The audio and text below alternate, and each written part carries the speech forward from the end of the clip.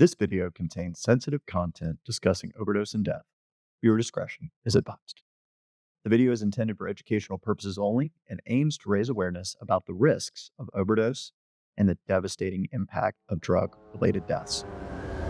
She didn't want this, we didn't want this, and she said so many times, I don't want to go out by dying in addiction. To be said, my child know that I died in addiction. So anyway, he went out to get the name of the street. When he did, I went back there where she was at, and it was all dark. So I turned on the lights, and she was sitting in an Indian style position, face down. You can't tell me nothing. Anxiety is elevated. Suicide, I celebrate. On these drugs, I'm medicated. Drink away the misery. I'm drug until the end of me. Mama saying price for me. I first started. What's going on, guys? It's your favorite podcast, built by the Red Stick, the one, the only, Ronnie LeDuff, your boy Michael Oakley. Goody in the summertime is diabolical. I know, I don't understand why you keep doing that. I don't understand it. Listen, we appreciate all the love. We appreciate all y'all supporting us. Absolutely. We're going to get right into it. First word from our sponsors. Let them tell you all the great things they are doing. This episode is brought to you by Second Chances Recovery. At Second Chances in Rayville, Louisiana, recovery is built on belief that treating the whole person, not just the addiction, is essential to restoration. Set on a peaceful 10-acre wooded campus, clients are not locked away in wards, but live in fully furnished cabins. They learn everyday skills, develop character, and rebuild relationships. Therapies encompass CBT, DBT, trauma work, spiritual care, and medication-assisted treatment. From the moment they arrive, emphasis is on what they can do, learning, serving, healing, turning recovery into empowerment. Residents are encouraged to step into the community, helping at food banks or participating in cleanup projects, discovering that recovery isn't about what they've lost, but all they are regaining, their purpose, their contribution, and their dignity. Family therapy repair bonds, peer recovery coaches offer hope and mentorship, staff or locals who've lived this journey themselves or truly have a passion for mental health. Insurance is accepted and the ongoing aftercare continues the path forward. It's not just a rehab, it's a refuge for hope, healing, and restoration. If you are interested in going visit Second Chances Recovery or you are struggling, you can call them at 833-780-3088. Again, that number is 833-780-3088. And that address is 161 Como Road, Rayville, Louisiana, 71269. Second Chances Recovery. And just like that, we are Back. back. Bro, We're back. we got our first 100K view video on TikTok. Thank you to all our beautiful people We out did there. 100K. 100K, 100 plus K. Yes. And climbing. We've got a good one today, though. We got a great one today. Powerful. Powerful. And as always, I'm going to leave it to the best hype man in this country to introduce our beautiful guest. All right, so normally we hype it up. Yes. Right? This one is a little different. This one's a little more close to home, a little more special. Powerful. Right? So instead of hyping this guest up, we're going to give flowers. So when you think about the word overcoming adversity, healing, hope, change, Turning tragedy to hope. tragedy into triumph, tragedy into hope, all the words that exude a grieving mother, a hurt, sister, auntie, whatever the case may be, advocate, for people like us, that was directly affected emotionally. Absolutely. And so everything that Built by the Red Stick stands for, this lady exemplifies that. She is the epitome of all those words. So I want everybody in the Built by the Red Stick to give Miss Angela Shockley. Did I get it right? You got it right. A warm Built by the Red Stick welcome. Yes. Welcome. Thank welcome. you so much for coming on. Thank you. So we have Miss Angela as Ronnie put it. So for our guest or for our listeners, kind of explain how addiction has touched your life and some of the things you're doing, and then we'll kind of dive in deep to what you've got going on. Okay. Well, the reason I'm here today is because of my youngest daughter, Morgan, who passed away at the age of 31 in March of 23. her cause of death was fentanyl toxicity. Her drug of choice was heroin. I do believe that Morgan thought that she had gotten heroin, that she did not know that fentanyl was in that dose that she got. And so I don't know. I went after her death. I would just read different things and look at different things. And so many people were dying of fentanyl at the time because it was just beginning to be we were hearing a lot about it. It was becoming at the forefront of media. And so I just thought, someone needs to do something about this. I mean, the numbers of overdose deaths were just tremendously high. And the more I got to researching and reading, and I kept thinking, why isn't someone doing something about this? So I said, when I retire from teaching, I'm going to, maybe that person is me, and maybe I need to do something, help do something about this epidemic that we have not only in the nation and the state, but also in our communities. Absolutely. No matter where, if it's a city, if it's in a rural area, it doesn't matter. And doesn't matter if it's rich, poor, it doesn't middle class, discriminate. anything. Educated, non-educated, religious, non-religious. It doesn't discriminate. And so we called her Mo. Everyone where she was raised called her Mo. And so I founded Mo's Movement, which is awareness and prevention, a drug awareness and prevention program.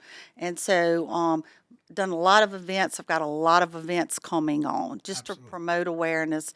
And also one thing that Mo's Movement also promotes is too that every drug overdose warrants a criminal investigation. Because without the investigation, they're not going to get the drug dealers. No. And so we're seeing that protocol change. Absolutely. So, coming from our side, me and Ronnie are both in recovery. I've got 9 years and some change. Ronnie's 6 years and some change. And so I've always, so often we look at it from our perspective, right? And it's not like, as I've gone through and gotten sober and had honest conversations with my mother, which I'm fortunate to be able to have gotten to that point and kind of hear about the how it affected them. So many times that part isn't highlighted, right? And so kind of run us through your journey before creating Mo's Movement. What was that like? What were some of the things that you are now trying to push for maybe providers or for people to give to the family so that they can be more helpful? Right. Well, and I network with people all over the nation, and so many of them I hear say, I wish I knew then what I know now. And I'm talking about parents who have children that are gone, like myself. And so I honestly can't say that, thankfully. When this first came about, I didn't know anything about addiction. My parents didn't even drink. So I never had even coming up in the house or anything. So I thought, well, we're going to send her to treatment, or we're going to send her to treatment. We're going to send her to treatment. It's going to be one and done. Yeah. That's how ignorant I was to the disease of addiction. And so that definitely was not the case. But anyway, and I went on on what I thought, which was nothing. What I thought, and it was all wrong.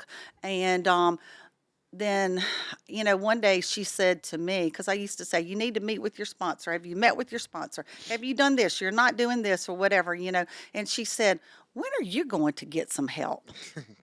And I was like, me? I don't have the problem. You have the problem, Morgan. And so anyway, I then quickly found out that, okay, this was more powerful than me. Mm-hmm. This was beyond me fixing this. I can't fix this. And in order to help Morgan and myself, I've got to do something, So, and at the time, y'all, this was around 2014, I guess. At the time, there wasn't a lot of information and resources out there for families. So now it's way different. Mm-hmm. But anyway, so I started going to a counselor. I had never been to a counselor in my life, an addiction counselor. I started going to Al-Anon. Mm-hmm. and I was driving an hour because where I live they don't have anything. So I was driving an hour to that. My husband and I went to every family session they had at any treatment center she was in, whether it was a week long, whatever it was, we did it. We went to outpatient family sessions that were like 8 weeks long. We did group therapy. I mean, we did everything we could to learn about addiction because, as I said earlier, it was the only way I could help Morgan and help myself stay, because I was just about as crazy and as insane as she was, honestly. Typical mother that love their child. So even because we've talked before, I know you've said that Morgan visited treatment multiple times. 17. You said 17? 17 inpatient, countless other. Did you continue with that support and involvement as it got further, as she got more and more treatment?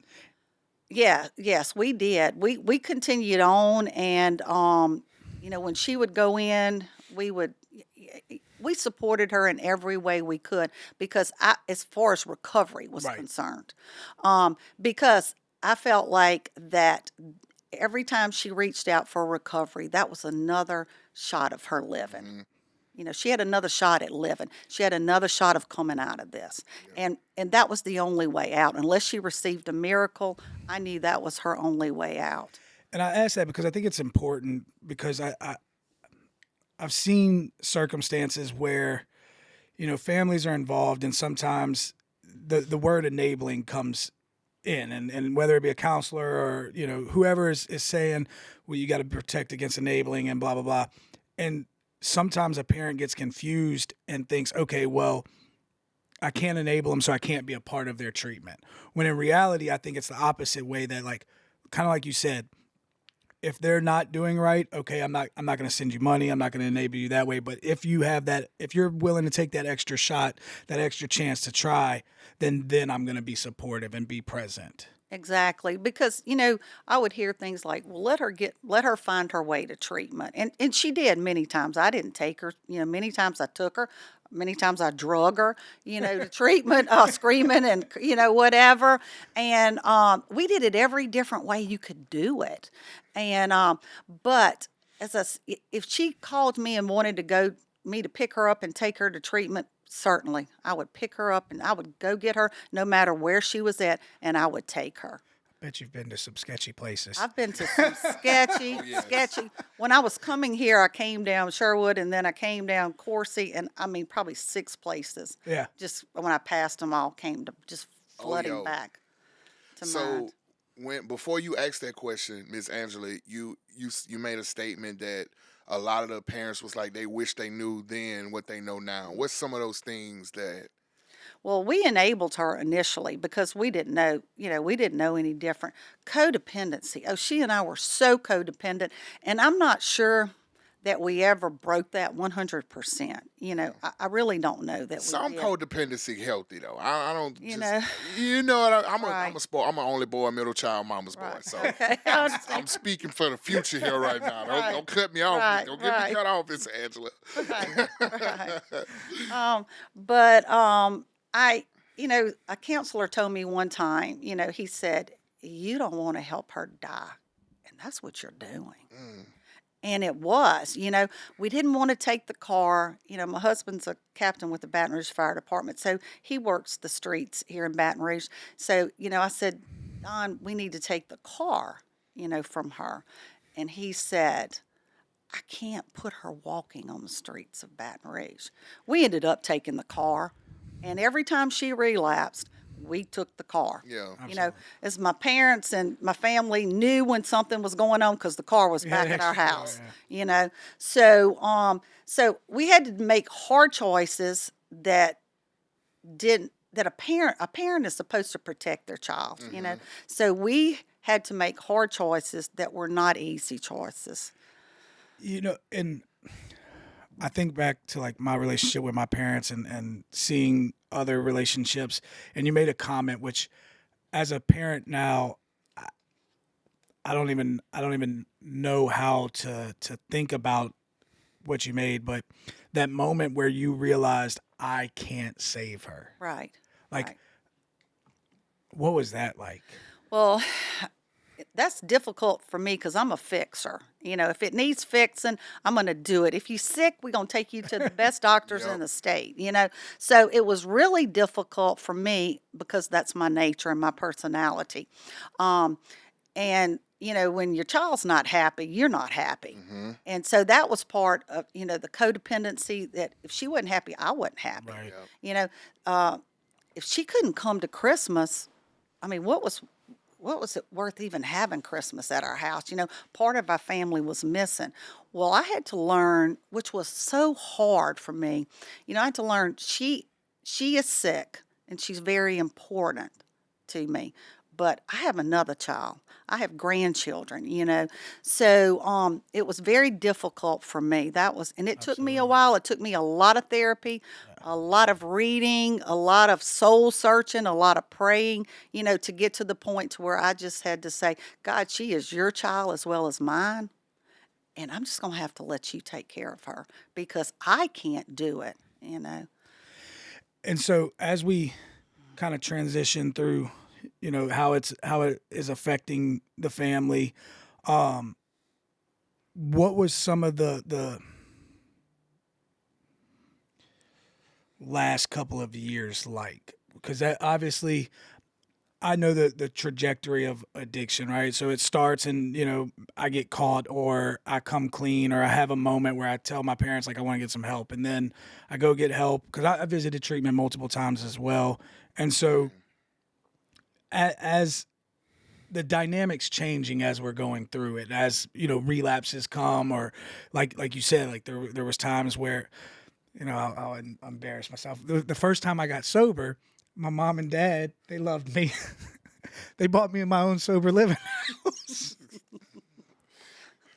Listen, but kind of like you said, like they didn't know any better, right? They just Right, right. they wanted to have me in a safe place. They wanted me to do well, and so that was their way of trying. And as we grew, or as we went through the journey together, which I think is important to understand that like family goes through the journey with us. Right. So what were some of those like later years, and how has that contributed to and we'll get to your healing process after everything and Well, in the last, Morgan had a baby, and she was 2.5 when Morgan passed, and so I'm gonna say the last 3 years Morgan lived at home, okay. which she had not been home in years. You know, so she comes home from treatment. She's halfway through a pregnancy, and so she was to go to Prescott, Arizona, Yep. to a sober living and facility out there. In treatment, she finds out she's pregnant, 16 weeks pregnant at that point.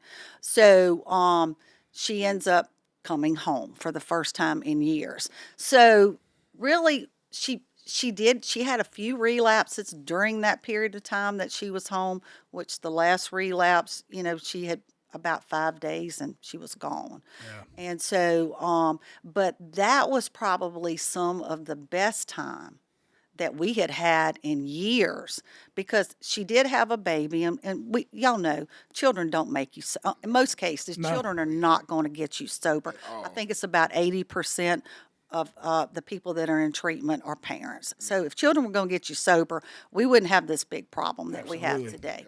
And so but it is a motivator. That's what I was gonna say. It's a great motivator. It's a great I always say motivator. that, you know, because similarly, my son was born while I was in treatment, and I didn't. It's not what kept me sober, but it was a hell of a motivating Right, factor of exactly. me wanting to be better. You didn't say it Exactly. that nice though. Remember, I said through some of your I education. know. I'm trying to be PG. Okay, all right. So I can share it on my page. Yeah, you was Yeah, tough love, right. tough love. A Right. epitome of tough love right here. He's turned over a leaf though. I'm proud of him. So I want to jump into the tragedy. So what is the events kind of leading up to that experience and then that experience like for you? So back to what you just asked me. So she had been sober most of the time since her baby had been born. Okay. She did have a couple of relapses in there, which I mean which wasn't good, but they were short lived. Right. And from prior experience with her, they were long lived. Okay, so these were short lived relapses, and she would go right back into treatment. She wanted to get well. She did not want to die in addiction. I heard her say it 100 times. I don't want to die in addiction. But I could always see it coming on because she mentally relapsed before she ever relapsed, and so I could see it coming. I mean, you could see it before she ever relapsed. And so anyway, so she did what was the question, Michael? I've gotten trailed off here onto another thing. We have squirrel moments all the time. ADHD AD- moments. And I'm all the old, time. so You I'm fit really right in. So, kind of what we've kind of talked about the last 2.5 years, and yeah. so kind of what was the I'm basically trying to transition into how, like, once she passed, what was life like, and so kind of leading up to her passing, and then you find Finding her. y'all Yeah, found, we found her dad, and I and found so what was that experience? Because obviously we've talked about you have Mo's movement, and so you're actively being an advocate. So there has to be some healing, and I don't know. I'm not going to speak. I don't never experience it. I don't know if you ever fully heal from something like that. I don't think you learn to live with it because it's final. Death is Right. final. As far as here on earth, it's final, and so you learn to live with it. And if we can keep one family from going through what we've gone through, then Morgan didn't die in vain, and so Absolutely. it's worth it to me. It's worth it to me to get into the schools, to get into the colleges, wherever we can, to make people aware of this. And I'm not talking about people just in addiction. I'm talking about first time users. Absolutely. Because these college age kids, it's take a pill to party one night. We're going out. Let's take something to party one night, and they're gone. They're gone, yeah. They're gone. And then their parents are not like me. Like me, I was always waiting for the phone call. But theirs are not, and I can't even imagine that. I mean, but Morgan had relapsed about 5 days or so prior to her death. And my brother had called me the night before. It was like on a Monday night. He called me and he said, "Hey, look, when's the last time y'all have heard from Morgan?" She had a little shop up in a little vintage shop. She was hippie, kind of. She had a little vintage shop up in Summit, Mississippi. And so he said, "When's the last time you heard from her?" And I wasn't talking to her at the time, y'all. I don't know. And as much as I knew about addiction, I would have to wait the first week or so she relapsed because I was so mad with her. And and it was just, it's emotional. So I knew, let me just wait a little few days. But she and her dad had gotten to a different point, and he was, he talked to her. And so I said, well, I don't know. I haven't, I don't know. I'll have to ask him. So long story short, no one had heard from her since Sunday night. This was Monday night. Had I have not had her baby, I would have drove that 30 miles, which is not very far from where I live. I would have drove to her shop. But my husband was working over here in Baton Rouge that night. So I just said, well, tomorrow when I get out of school, he'll be home. We'll run up there to her shop, So we went to her shop. It should have been open. It was like 4 o'clock in the afternoon on Tuesday. And anyway, we went to her shop, and the lights were all off. I had a key to it. So he put the key in and he went in first. And I don't know, I must have been looking around. I don't know. I wasn't right behind him. And he hollered her name and he took off running. So when he did that, I knew then. So as soon as he went back there, he came right back out before I ever got back there. And he said, she's gone. She is gone.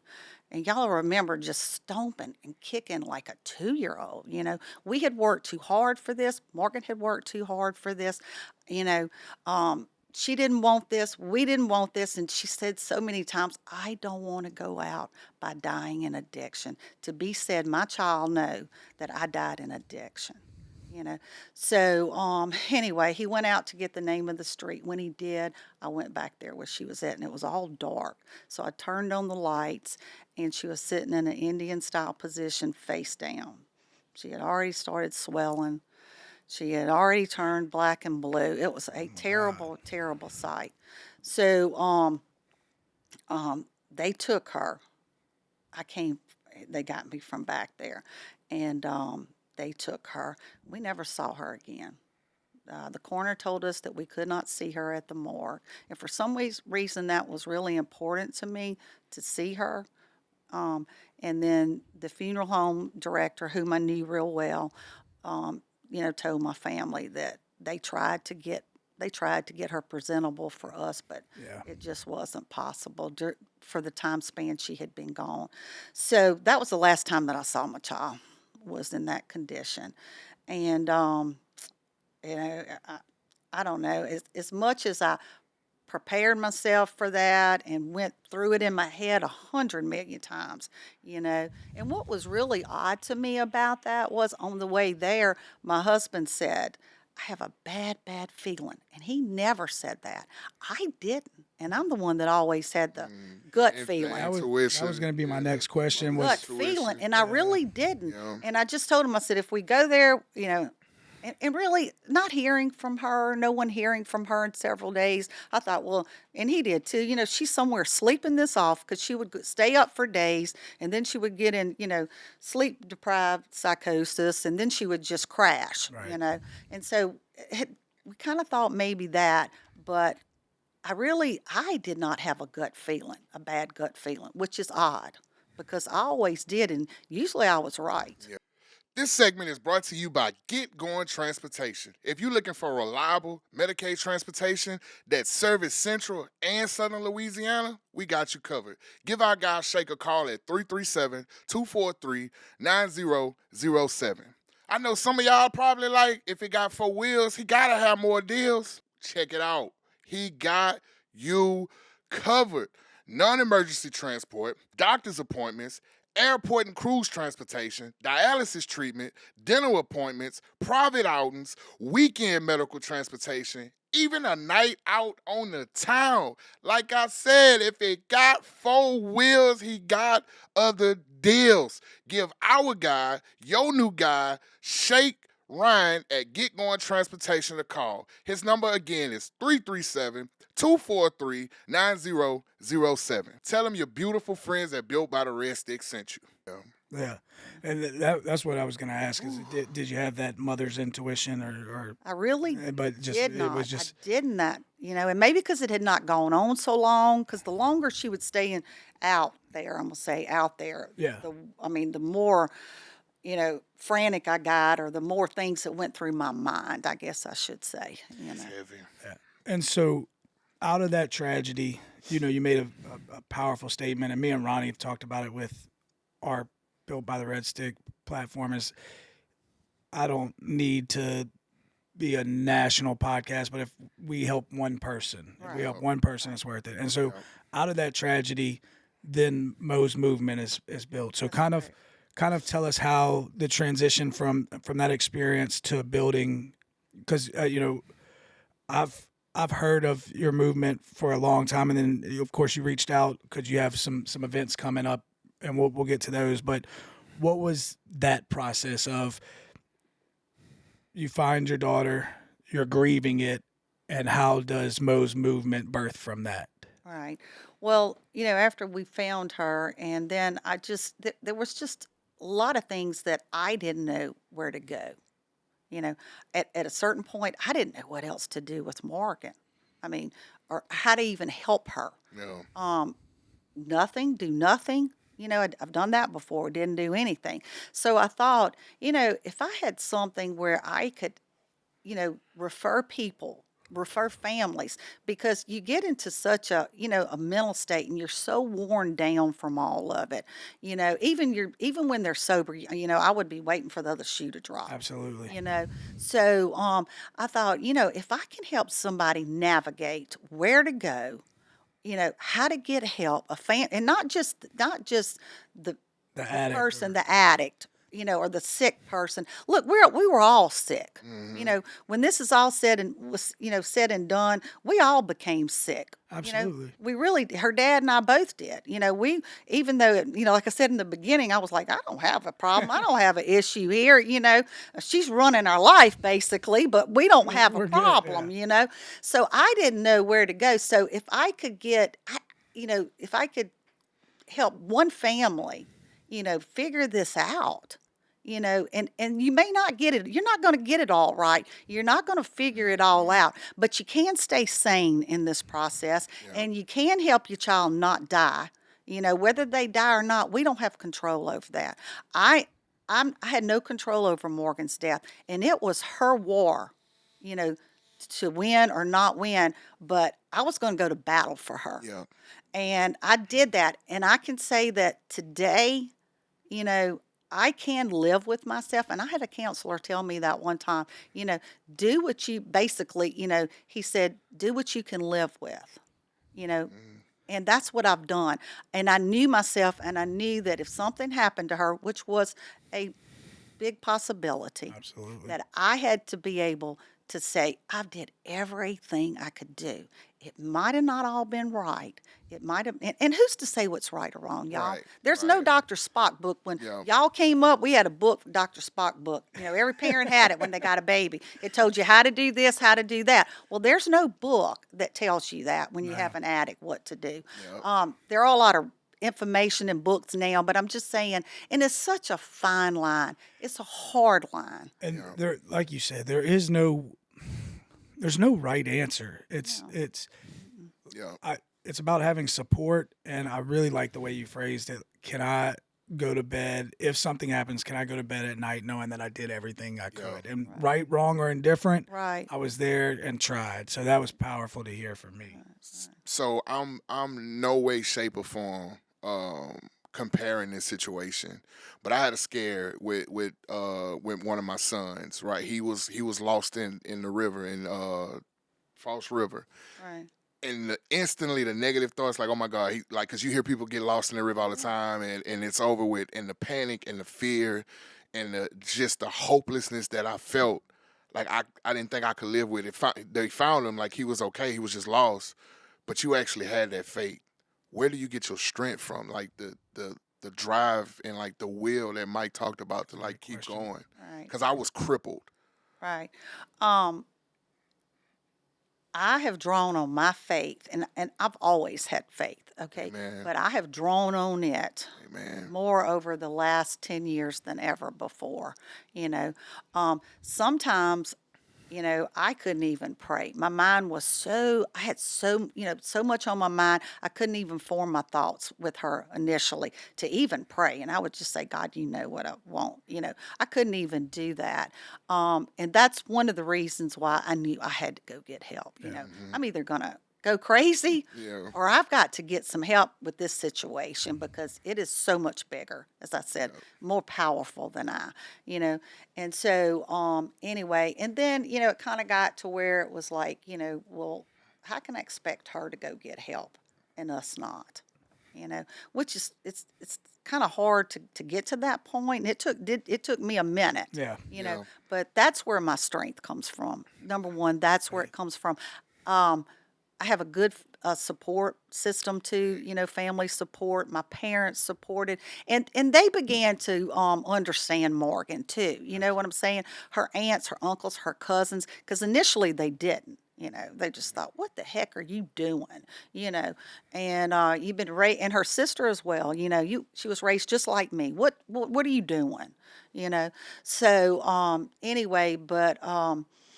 So, that's what I did. I just drew off of my faith and my God, and and I continue to today. That's the Yeah, only way I get absolutely. through this. And I do know that I will see Morgan again. Amen. I will see her again, and I know that I would much rather have her here with me because the selfish part of me wants her back, And many days, I think, if I could just have you back, if I could just have you back for a little while. And because I fear I'll forget her voice. I fear when I close my eyes, I may forget the way her face is. I forget all the, fear all these things, but I know I will see her again. And that I know. And I can live with that. I Absolutely. can live Oh, with it's so that. heavy right now. Bro. So, you hit a stereotype with kids that's on drugs, right? The parents neglected them, or they was on drugs. They seen it in the household. Parents didn't love them.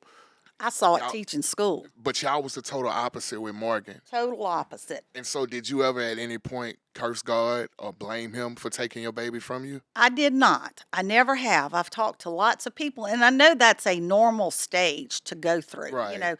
That in the grieving process, that is one of the, you get mad and you get mad at different people, which God's one of them, Yep. and all that. I did not. And I can't really answer as to why. But, and really, I didn't get mad so much about Morgan's death. I've been mad about the way it was, the case was neglected. That makes me mad. Yeah. And if it would have been any other type of death, then it would have been investigated, and and so it was just an overdose. Here, They don't. They just treat a us. junkie Yep. who overdosed. That's how I just And find. That's how they look I at think it. that's where like me and Ronnie talk about it all the time, trying to break down the stigma Yeah. of Addiction. addiction. Yes. Because it's such a multifaceted thing, because I don't want to, and this is just me personally, I don't want to take the blame from myself, right? Like, I made decisions to use. Right. But there's also people capitalizing off of that Right. that do not care about, No. I remember there was plenty of times where I would run into an old drug dealer after, going to treatment, getting sober, and the first one was always free because they knew. They Yeah. knew once I got a Right. taste I of it, got then that, they were that was it. willing to capitalize Right. off of it. Exactly. And so I agree with you on that fact that, like, breaking down the stigma that while there's things that's going on, it's still a death, and it still needs to be investigated, and there's still Right. things that need to happen, and it's not just another one's dead. Right. Exactly. Exactly. So, I want to kind of dive into what Mo's movement is, and some of the things you have coming up with it, and some of the things you've done with it. And so obviously we've talked, you've got a couple of, I think this will come out. When is your you're speaking at Southeastern's Collegiate Recovery, correct? Well, it's the Empty Chair Project, which Okay. which I started here last year. And so the empty chair, I did it in Tangipahoa Parish at the courthouse. So the Empty Chair Project is, I have an empty chair at my table, and this is the reason why. So the way I do it is that whatever parish I'm in, I take the number of overdose deaths in that parish to date, from January to date. So right now, let's just say in East Baton Rouge Parish, there's somewhere, I looked a week or so ago, somewhere around 64, which is really low. I mean, which one death is too many, Right. don't get me It's wrong. definitely, but it was like But 180 this time last year. oh, in so. 23, it was like 300 and Yeah, something, you yeah. know. And so, anyway, and those numbers have come down for a number of reasons. And they say it's like 27%, if that number's correct. And I really think it is, because some of the numbers you don't know if Right. they're right or Right, not. right. But I do think that one is, because I know in the surrounding parishes, it's been a big dive. Anyway, there was 300 and something, like I said, in that. So what I take that number, and then I put that many chairs out there with the ribbons on them. Then we do the personalized chairs. I have big poster boards that I have made with information that just the average person does not know. There are 22 million people in recovery today in the nation. You know what I'm saying? Things like that. There are 22 kids between the age of 14 and 18 that die every week of an overdose. So I put all these statistics and these things, on big boards, and so I bring them, and then I bring the personalized chairs as well.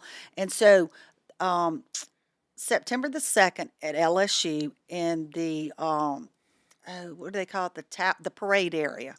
The Champion Square or something like The that. the parade square, wherever. Yeah, that's I when think they it's the come down. parade That's when they ground. come down Yeah, off the but hill, it's the huh? When they big, marching in. yeah, okay, so it's in that area is where it's going to be. And so I'll take the number of chairs, which is around mid-60s, here in East Baton Rouge Parish, and that, it's been since January. So we'll put them out, and so LSU Collegiate Recovery is helping with that. Oh, Adam They're, Senior. we're co-hosting Yeah. together. And That is it open to the public? it is Anybody can open come? to the public. Okay. Mhm. Awesome. September Right. 2nd. September At 2nd, what time? 8 to 4. 8 It will 8 be there a.m. to 8 4 a.m. p.m. to 4 p.m. Y'all Right. hear that? And a lot of We'll see y'all there. information and resources available, and so we'll be there, and it's a couple of other mothers that will be there with me that their children were friends with Morgan, and they've passed, and so so we'll be there. The college age is a age that has been hard to reach nationwide. I network with people, and we've been trying to figure out how do we reach this, because it's not like a school you can call a 2 o'clock assembly. Right. Well, who's going Right. to do it? Who's going to come to that? I wouldn't have at that age, okay? And so anyway, we've been trying to figure out things to do that we would be able to reach that population. And so all the chairs are gonna be set up, and just there'll be, of course, people in attendance, but also is the goal, like, as college kids walking back and forth, they stop and see it and they can get some They awareness? do exactly. Okay, awesome. Exactly. Right. Okay, And I I've like got that. I've got little bracelets with most, little silicone bracelets. Things pass out. I need some of them bracelets. And I meant to bring them today. I meant to wear one. Love. And I even have them bracelets. because my husband's a big guy, so I ordered the extra large. That's big. 2X large. Now my wrist and my legs small, but everything else is big. So I'm probably a small bracelet, but an okay. extra large 2X All right. shirt. But Now, this is something I would love to get behind in any resource or any connection you Right. need for me. Like I love, Right. like this is what we do it for. Absolutely. Right. For stuff like Right. this. Right. My heart is so heavy right now, man. I can't even. And then this is Southeastern is October 8th. Okay, At the Student okay. Union. yes, Yeah. So- it's Miss Annette. Miss Annette. Yeah. Yeah, that's my right. people. Adam is, Adam and Annette, y'all, I love them to and death. Adam's fixing to be a dad, in fact, on the 1st. That's breaking news now. Nobody Yeah. knew that. Thank you for that exclusive. Because people come on this podcast and they leave the stuff out. They leave the stuff. Gotcha, Adam. We got you.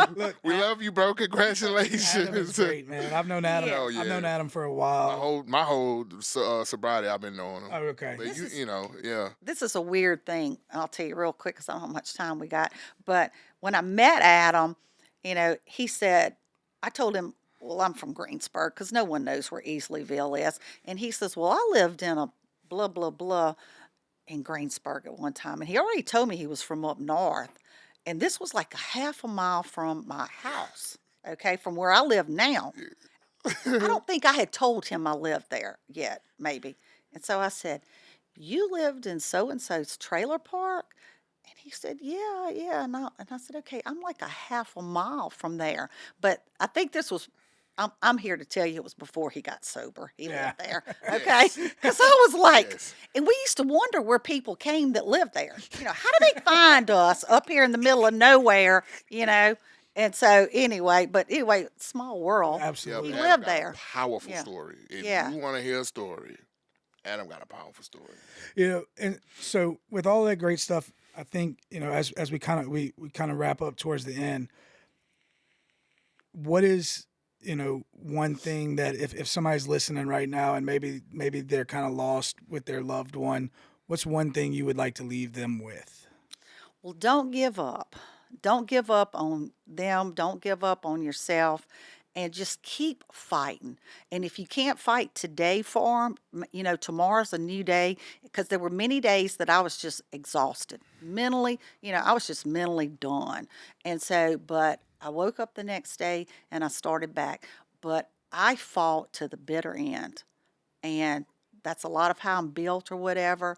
And so just don't give up hope, because every day that someone lives, or they breathe, I guess you would say, it's another chance. It's another chance. It's another Yeah. chance, right? And so, and if you give up on them, then I mean, a lot of times the family is all they have left. And a lot of times they don't even have the family because they have used that till, the victim Yep. role, and they're done with them Yep. too. And all. So they get to a point to where they don't, y'all know that, you get to where you don't have anyone. Or you think, I don't have anyone left, or whatever.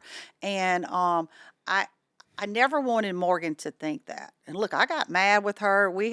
I've said that I can't even read the last text I sent to her because I was not happy with her. But she knew, and she would tell me when she got sober, Mom, I knew you did not give up on me. You never gave up on me. So that's what I would say, and learn everything you can. Yeah. Because in the end, if it doesn't, you can't save your child, but it may save your sanity in your mind. Yep. And I will correct you on one thing. You said you fought to the bitter and you're still fighting. Yeah, you Your definitely. end's Right, not over, and right, Mo's true. story isn't either. Right, And so right. That's true. we are super grateful that you came on and blessed us with some time. If anybody wants to follow your movement and what you're doing, where can they find that at? On Facebook, it's Mo's Movement, capital M, capital O, apostrophe S, Movement. I'm on Facebook, and then my email, phone number, everything I put on It's there. all on there. It's all on there, yeah. So y'all go give her a follow. Unfortunately, we've come to Ronnie's least favorite time. This is a heavy one. It was. This was. But a it's what heavy we one. needed it. We definitely. It was a different perspective, and I'm super grateful we got to do it. This one was a game changer.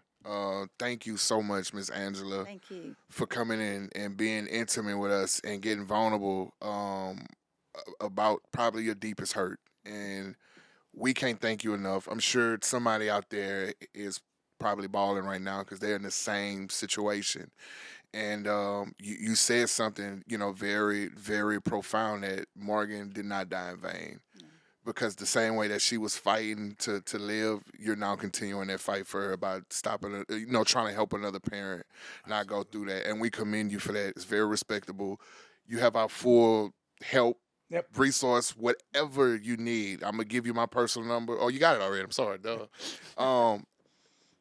Yes. And we'll be there on the second. We will definitely be there on the second, for sure.